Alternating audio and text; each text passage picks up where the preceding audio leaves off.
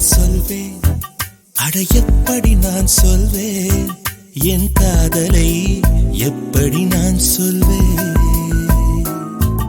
அவள் கண்ணை பார்த்து சொல்வேனா, இல்லை மண்ணை பார்த்து சொல்வேனா.